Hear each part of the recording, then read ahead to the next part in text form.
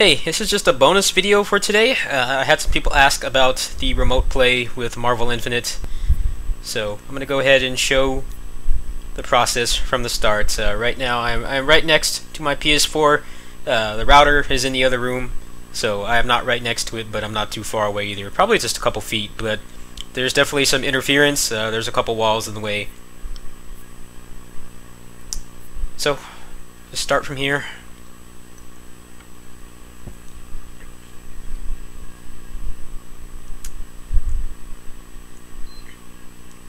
Now, from what I understand, there are ways to improve the network strength that I have not really messed with, but this is not something you'd really play online with. I don't know how people play stuff like Destiny and things like that with this remote play. Apparently people do that, but obviously that's way less lag dependent than a fighting game. But if you want to lab it up on the go, this actually works really well. During the Sonic Fox and F-Champ event last night, I actually was remote playing while watching it, and I was actually able to do a pretty decent amount of my combos just fine.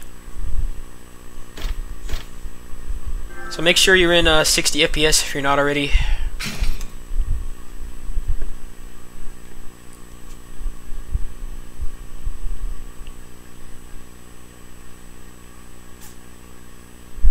And one of the things that makes this good to play on the Vita is the D-pad is really good, and also this only uses 4 buttons for attacking. The triggers are only used for the Infinity's gems and the switching.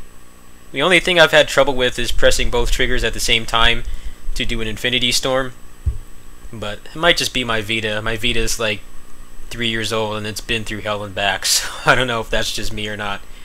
You have the option of using the back touchpad as well.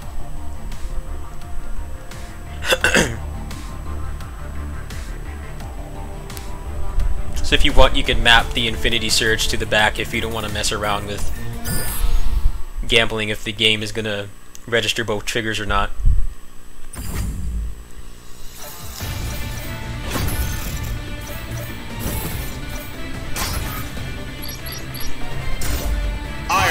Who will prevail?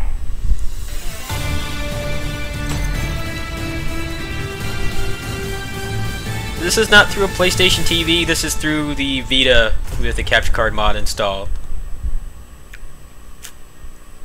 Fight!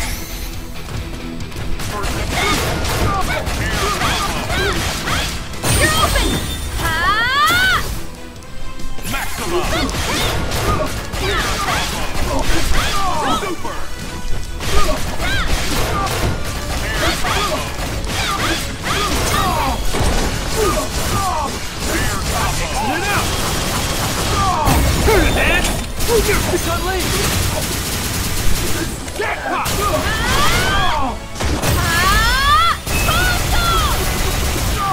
So obviously if the remote play was not good, you would not be able to do combos like that.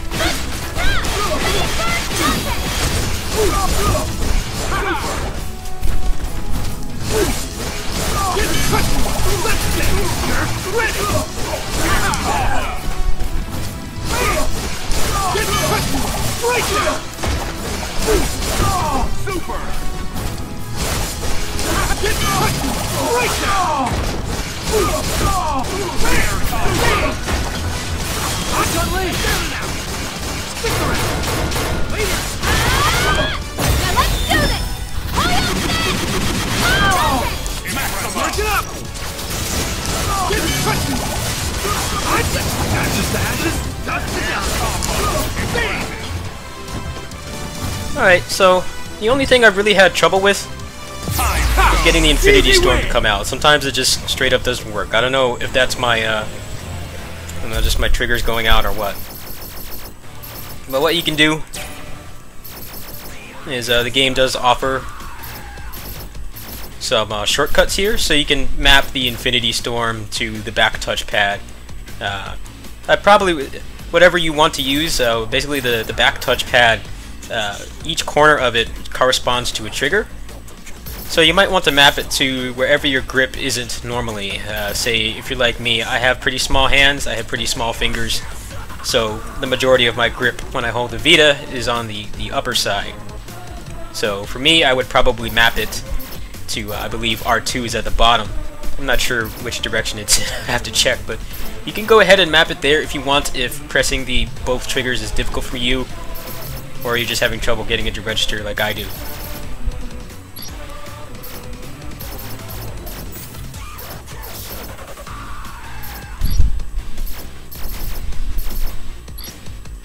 Now, see, there we go. You can actually map it to the front touchpad as well.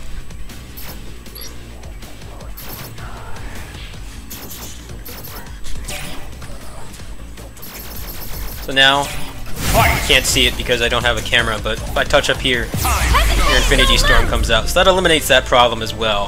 Having to push the triggers is not really a big deal. Obviously, setting it on the right side is really good, because that way with your thumb, you only have to move a little bit, and you just kind of just nudge the corner of the screen a little bit, and you get your Infinity Storm. So that's pretty much the gist of it. It works really well. I haven't really seen too many people talking about this. Obviously, the Vita is not really a hot topic right now, but it works probably better on here than it does on a mobile phone. I know that the mobile phones that support remote play have better latency, they have better Wi-Fi cards, so you might get better performance, but then you'd have to deal with lugging a controller around, and depending on your lifestyle, that may not be too feasible. If you ride the train or something and you tether off a phone, then I don't know how good that's going to be. But if you have a Vita, you definitely might want to try this out. The only thing you have to do is just put the Vita or the PS4 in rest mode. That way when you travel abroad, as long as you have Wi-Fi or some kind of internet source and it's pretty strong, you can actually work pretty well. So I'll go ahead and I'll do one combo here.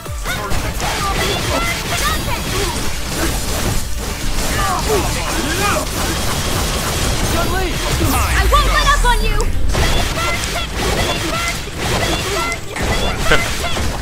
So I'm still kind of learning time storm combos because I kind of want to mess around with it. But I'll do that on my own time. That's basically how well the port works. So I'll catch you guys later. If you have a Vita, you should definitely check this out. Catch you later. Peace.